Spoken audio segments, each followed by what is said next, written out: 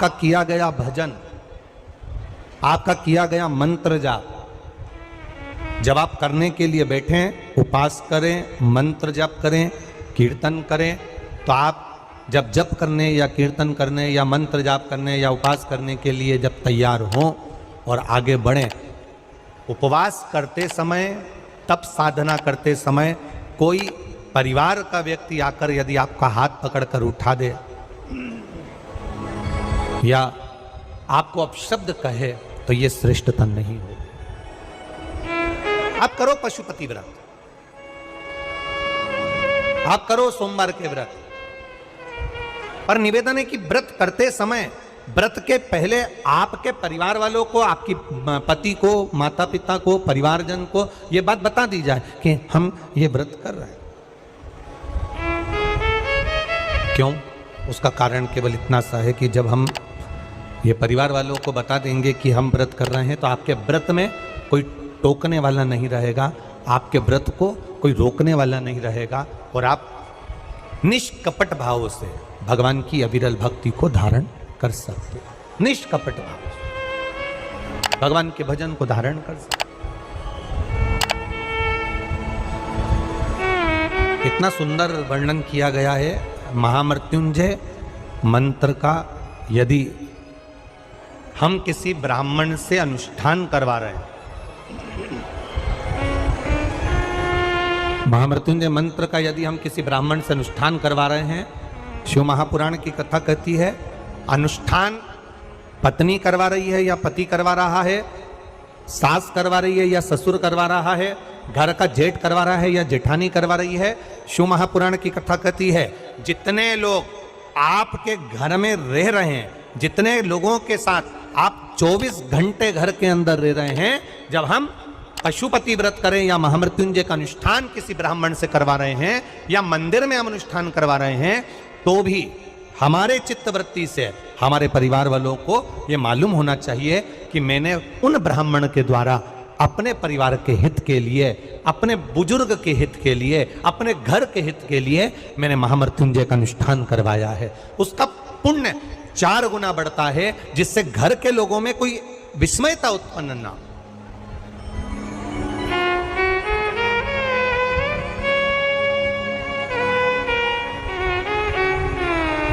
हमारे भीतर कोई विस्मयता उत्पन्न ना हो, हमारे मन के भीतर कोई भेदभाव उत्पन्न ना हो। और हम तो यहां तक कहेंगे, आप अगर शंकर जी के मंदिर में जा रहे हो, 1 लोटा जल चढ़ा रहे हो, शंकर जी के मंदिर में पहुंचकर 1 लोटा जल समर्पित कर रहे हो, तो भी आपके घर के लोगों को मालूम होना चाहिए कि ये पास वाले शिव मंदिर में गई है, मेरे पास के मंदिर में मेरा घर का बच्चा शंकर जी को जल चढ़ाने गया है, मेरा पति पास के मंदिर में शंकर भगवान को जल समर्पित करने के लिए गया है। ये घर के लोगों को ज्ञात होना चाहिए।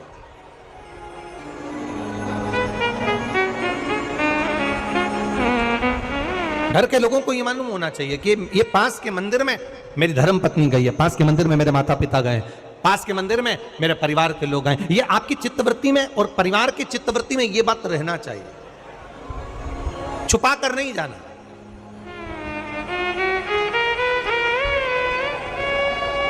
छुपा कर भगवान के मंदिर में नहीं जाना, छुपा कर पशुपति व्रत नहीं करना।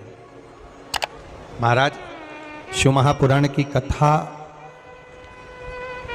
वर्णन करती है कि आप भगवान का अगर कोई व्रत, कोई साधना, कोई नियम ले रहे हो, माना आपने कोई व्रत करा, कोई करी, पर घर के लोगों को वो ज्ञात होना चाहिए कि ये मंदिर तक जा रही है, ये पशुपति व्रत कर रही है, आराधना कर रही है। आज माता पार्वती जी ने शिव जी के सम्मुख में ये बात कह दी कि मैं एकांत में जाकर भगवान का तप करना चाहती हूं और एकांत में बैठकर तप करना चाहती हूं, और उस तप का जो पुण्य है वो आपको देना चाहती हूं। शंकर भगवान ने तुरंत माता पार्वती जी से कहा, सुनो जगत जननी, सुनो जगदम्बा, सुनो पार्वती, आप तप करो, मना नहीं है, आप साधना करो, मना नहीं है, आप आराधना करो, मना नहीं है, और आप सोचो कि आपकी करी गई तप साधना का पुण्य आप मुझे दे दो, तो भगवान तुरंत कहते हैं, पार्वती जी मुझे आपके तप साधना का पुण्य नहीं चाहिए, आप अपना पुण्य अपने पास में रखो, हमें आपका पुण्य नहीं चाहिए। अभी तक जितनी शिव महापुराण की कथा हुई, उस कथा में आज तक ये बात नहीं निकली जो आज आप लोगों के बीच में इस भोपाल नरेला विधानसभा में जो कथा चल रही है, इसमें ये कहना चाह रहे हैं। बड़ा ध्यान लगाकर सुनना। आप अगर 5 महीने तक, 6 महीने तक, 3 महीने तक, 2 महीने तक, 15 दिन, 20 दिन, 1 महीना, 1 साल, 2 साल, 8 साल, 4 साल अगर आपने शंकर भगवान को जल चढ़ाया है, तो शिव महापुराण की कथा यहाँ तक कहती है कि आपके घर में अगर कोई व्यक्ति बहुत दयनीय स्थिति में पड़ा हुआ है, हॉस्पिटल में पड़ा हुआ है, कोई तकलीफ में पड़ा हुआ है, कोई कष्ट में पड़ा हुआ है, तो आप जब भगवान शिव को जल समर्पित करो तो बाबा से ये विनती कर कर भी जल समर्पित कर सकते हो कि मेरे परिवार का एक व्यक्ति, उसका ये साथ में ये हो गया और वो हॉस्पिटल में पड़ा, उसका नाम ये है, गोत्र ये है।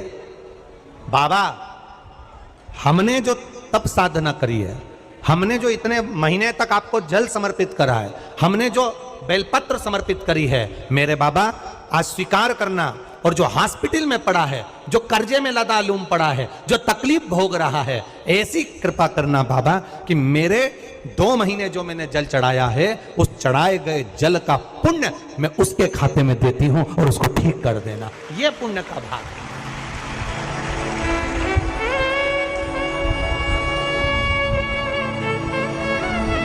ये पुण्य का भाग है।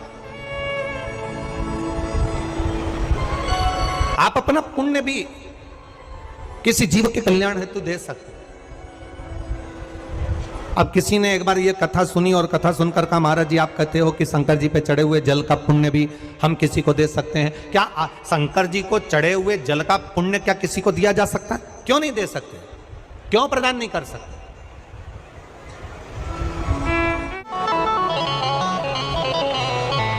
एक पुण्यता अपने भीतर एक विचार फिर करिएगा। बड़े बड़े सावधानी की कथा है। आप लोग सोचो कि यह कथा यहाँ से सुनी, यहाँ से निकाल दी, बच्ची कुची थी कपड़े में झटकार दी। यहाँ कथा अगर सुनने के लिए आए हो तो थोड़ा दिल लगाकर सुनना, मन लगाकर सुनना। हो सकता है एलईडियाँ थोड़ी बंद चालू हो, मना नहीं है, पर माइक की व्यवस्था आपके पास में है तो दिल लगाकर सुनो। जहाँ मौका मिल जाए वहाँ बैठकर अपना चित्त लगाकर सुनना, क्योंकि 3 घंटे में से केवल 2.5 घंटा आपको प्राप्त होता है। बाकी का पूरा समय आप लोग यहाँ सुबह 6 बजे से रात को 3 बजे से 4 बजे से इस कथा का इंतजार करते हो। शायद दुनिया की पहली कथा होती है शिव महापुराण की कथा, जिसको लोग रात को 4-4 बजे से 3-3 बजे से जगह संभाल कर बैठकर कथा सुनते हैं। तपती हुई धूप, भयंकर गर्मी, 2 किलोमीटर दूर तक पैदल चलकर आना और बैठने के लिए इतना 8-8, 9-9 पंडाल लगाए घर पर, 9-9 पंडाल भी फुल हैं। उन पंडालों में जगह नहीं। धूप में छाता पकड़ना, चादर पकड़ना, साड़ी पकड़ना और उसको पकड़कर बैठे रहना। तपती हुई धूप में जहाँ तहाँ बैठकर कथा सुनना, ये दुनिया की पहली कथा है जिसको लोग कभी भूल नहीं पाएंगे कि इतनी धूप में भी लोग कथा सुन सकते। इतनी धूप, इतनी गर्मी, और केवल एक जगह नहीं, जहां शिव महापुराण की कथा का रसतत्व होता है वहां लोग इंतजार करते हैं 3-3 बजे तक। इसको छूटने मत देना।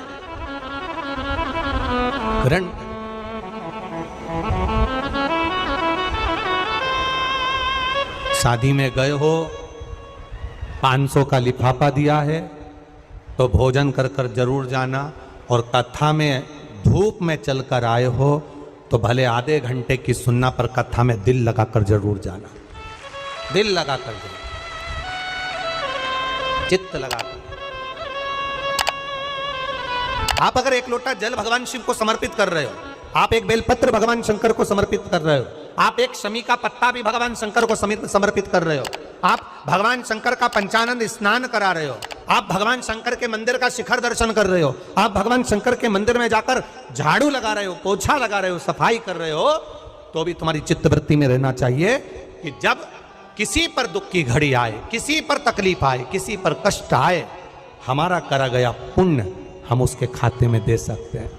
हम अपने पुण्य को दूसरे के खाते में प्रदान कर सकते हैं।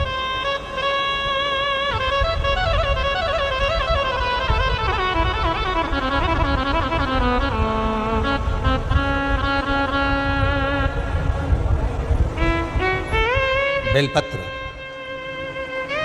जरा ध्यान देना हो। ये बेलपत्र जो होता है, इस बेलपत्र पर कभी कभी आपने देखा होगा कि कई लोग बीच वाले पत्ते पर चंदन लगा देते हैं। ये जो बीच का पत्ता होता है, इस पर लोग चंदन लगा देते हैं। शिव महापुराण की कथा कहती है, अगर भूलवश भी अनायास आपके पास बेलपत्र भी नहीं है, शिव जी का चढ़ा हुआ बेलपत्र भी अगर आपने उठा लिया और उठाकर उस बीच वाले पत्ते पर एक चावल का दाना रखकर भी आप भगवान भोलेनाथ को समर्पित कर रहे हो, तो ये समझ लेना कि तुमने महीना, 2 महीना, 4 महीना, 6 महीना, 8 महीने में, हम तो हमेशा कहते आए हैं, आज फिर कह रहे हैं, 1 महीना पूरा हो जाए जल चढ़ाते, 2 महीना पूरा हो जाए जल चढ़ाते, 3 महीना पूरा हो जाए, 4 महीने पूरे हो गए, 6 महीने पूरे हो गए, या आपका साल भर पूरा हो गया, प्रयास करा करो एक पत्ते पर एक चावल का दाना रखकर शिव जी को समर्पित करना। क्यों? जो तुमने पूर्व में जल चढ़ाया है वो चावल का दाना अक्षय, उसको अक्षत माना जाता है, अक्षय माना जाता है। मतलब तुमने अभी तक जो जल समर्पित करा है वो कभी समाप्त तो नहीं हो सकता, उसका पुण्य तुम्हारे खाते में चले गया, अब तुम उसको किसी को भी प्रदान कर सकते।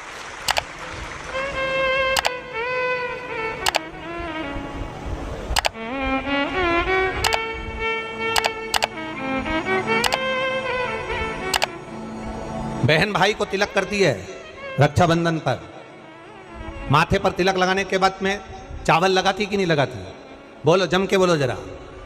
लगाती है? बोलते जाओ जरा। लगाती है, ठीक है। मंदिर में आप पूजन कर रहे हो, घर में कोई अनुष्ठान कर रहे हो, पंडित जी तुम्हारे मस्तक पर तिलक करते हैं तो चावल लगाते कि नहीं लगाते? बोलो बोलो, जम के बोलो। लगाते। तुम्हारे घर में शादी ब्याह होता है तो तिलक करा जाता है तो चावल लगाया जाता कि नहीं लगाया जाता? लगाया जाता। सब समय पर चावल, मस्तक पर कंकु का तिलक, चंदन का तिलक, जो भी तिलक तुम्हारे मस्तक पर लगा है, कोई अगर लगाएगा शुभ कार्य में तो चावल जरूर लगाएगा। बस एक कार्य ऐसा होता है जिस समय पर मस्तक पर तिलक करा जाता है पर चावल नहीं लगाया जाता।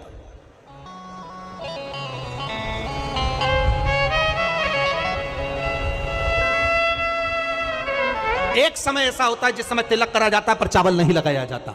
चावल का मतलब है अक्षय, मतलब बार बार भगवान ऐसा मौका लाए, बार बार भगवान ऐसी कृपा करे कि तुम ऐसा अनुष्ठान करते रहो, पुण्य करते रहो, सत्कर्म करते रहो, 16 सोमवार के व्रत करते रहो, चतुर्थी के व्रत करते रहो, तुम छठ की पूजन करते रहो, तीज का व्रत करते रहो, सोमवार का व्रत करते रहो, तुम्हारे घर में हमेशा ऐसे शुभ कार्य होते रहे। केवल अक्षय, अक्षत एक जगह पर नहीं लगाया जाता।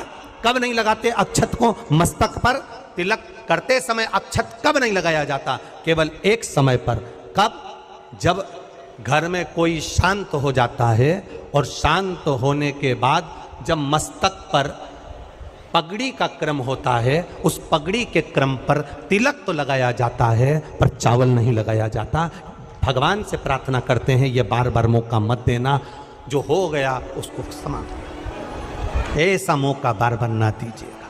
हाँ, पगड़ी पर से उठ गए, अच्छा काम करने के लिए मंदिर जा रहे हो, स्थान छोड़ने के बाद अब तिलक लगाओ और उसमें चावल ढेर सारा लगाओ, कोई मना नहीं।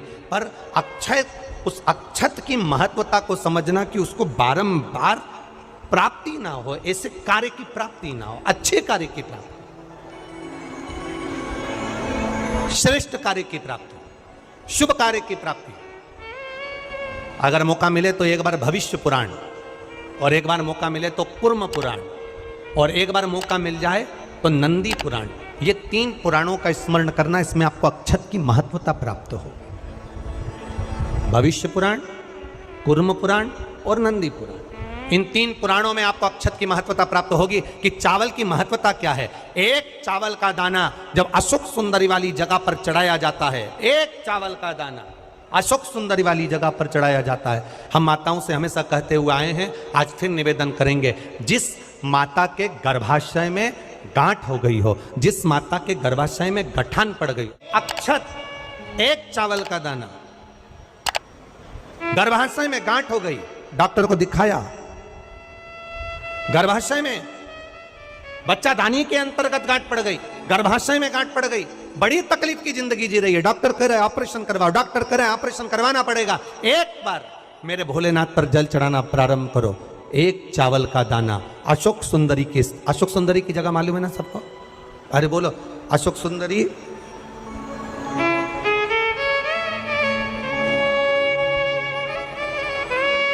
जैसे ये शिवलिंग, ये जलाधारी गोल माता पार्वती जी का हस्त कमल, यहां से जो जल बहता है, इधर गणेश जी का सीधे हाथ पर स्थान, इधर कार्तिकेय जी का स्थान, बीच में मोटी सी एक लाइन होती है शिवलिंग के सामने, वो अशोक सुंदरी का स्थान। कई बार वहां सांप बना होता है, कई बार अशोक सुंदरी का स्थान बना होता है। ये शिवलिंग, पार्वती जी का हस्त कमल, गणेश जी का स्थान, षडानंद कार्तिकेय जी का स्थान, बीच में अशोक सुंदरी का स्थान। ऊपर से जो बूंद बूंद पानी गिर रहा है वो शंकर भगवान की 5 लड़कियां, जया, विषहरा, शामरीबारी, दौतली और देव, ये शंकर जी की 5 बेटियां ऊपर से जल गिरा रही। तो अशोक सुंदरी वाली जो स्थान होता है, जब आपके गर्भाशय में या शरीर में पुरुष हो, स्त्री हो, जिसके पूरे शरीर में कहीं पर भी गांठ पड़ गई हो और गल ना रही हो, एक चावल का दाना अशोक सुंदरी वाली जगह पर चढ़ाना प्रारंभ करो, शिव जी पे जल चढ़ाना प्रारंभ करो, उस जल का आचमन करना प्रारंभ करिए। आप 3 महीना, 4 महीना, 5 महीना करते रहो, उसके बाद जांच जरूर करवाना हॉस्पिटल में जाकर कि गांठ गली कि ना गली। पर विश्वास रख, भरोसो दृढ़ इन चरणन करो, श्री वल्लभ नक चंद्र छटाबिन सब जग माही अंधेरो। भरोसा मूर्ण होना चाहिए, भरोसा मूल हो। हमारा अगर विश्वास नहीं है तो फिर भगवान भी नहीं है। मानो तो मैं गंगा मां हूं, ना मानो तो बहता। आपका अगर भरोसा करता है कि मैंने जल चढ़ाया और मेरा महादेव सुनेगा, आपने सोच लिया कि मेरा महादेव सुनेगा, महादेव सुनेगा। और आपने अंदाजा लगा, कई लड़कियां जब शादी करती हैं तो पहले से गलत सोच बनाकर आती हैं कि सास तो डेंजर होती है। कईयों के मन में भाव आता है सास बुरी होती है, सास अपशब्द कहती है, सास गाली देती है। कई लोगों से सुना, जिससे मिलो उसकी सास ऐसी हो गई, कोई ना कहा हमारी सास ऐसी थी। लड़कियों ने अपनी चित्तवृत्ति में भर लिया कि सास बुरी होती है। जब चित्तवृत्ति में भर लिया कि सास बुरी होती है, तो वो कितने भी अच्छे घर में चली जाए, उसको सास बुरी ही लगेगी, ये निश्चित है। और अगर आपने मन में सोच लिया कि जो किस्मत में लिखा होगा देखा जाएगा, संसार सागर में जन्म लिया है, सुख दुख चलता रहता है। अगर कोई बेकार भी मिल गया ना, तो अपना स्वभाव से मैं उसको अच्छा बना लूंगी, मुझ में वो क्वालिटी है, तो वो अच्छा हो जाए। आप पहले से विचार कर लीजिए। आज के जमाने में लोगों को ना तो लिखना आता है ना विचार करना आता है। एक फेसबुक पर हमको तो आशीष ने बताया, एक फेसबुक पे लिखा हुआ था, एक फेसबुक पर किसी ने लिखा था, आज पुत्र रत्न की प्राप्ति हुई, सभी मित्रों का आभार। क्या लिखा था फेसबुक पे? अरे बोलो तो जम के, आज मेरे घर पुत्र रत्न की प्राप्ति हुई, सभी मित्रों का आभार। अब मित्रों का आभार क्यों दे रहा है? पुत्र तेरा है कि मित्रों का है?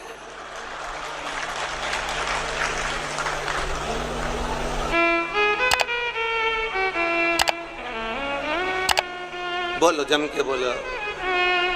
लिखना चाहिए ऐसा, पर स्मरण नहीं है, चित्तवृत्ति में नहीं आया है, ये आना चाहिए।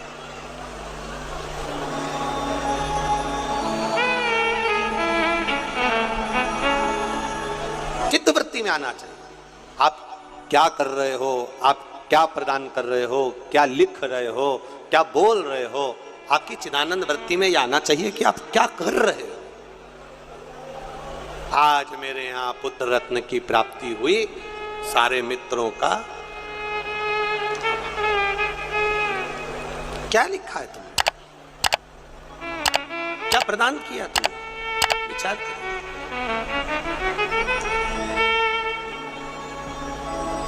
आभार किसका होना चाहिए था?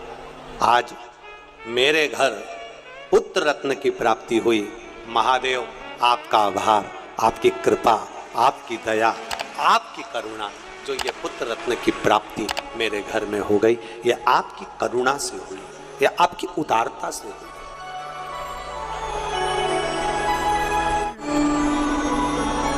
ये आपकी करुणा है, ये आपकी उदारता है।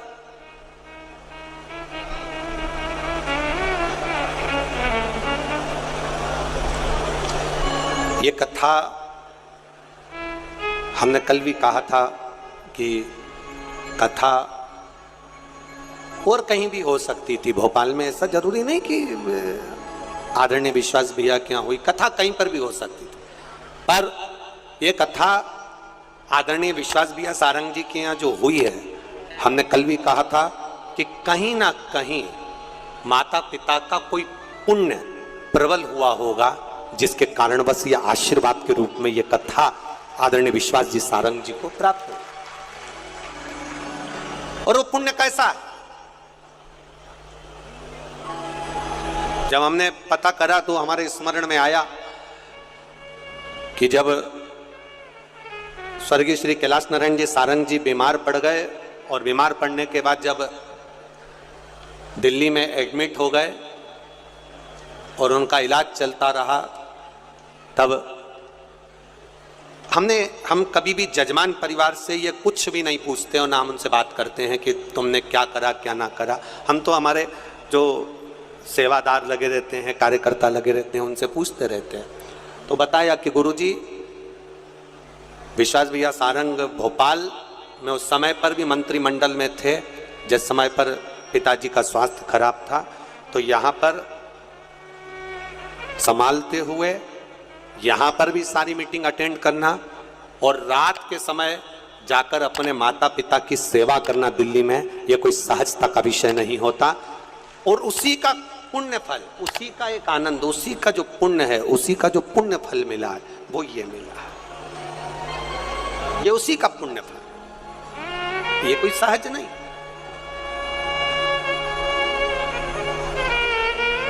इतनी शिव महापुराण की कथा करी, पूरे भारत में करते रहते हैं, पर पहली शिव महापुराण की कथा ऐसी हुई है जिसमें रेलवे स्टेशन पर भी भक्तों को लाने के लिए बस लगाई गई। इसके लिए विश्वास भैया सारंग जी को बहुत बहुत साधुवाद।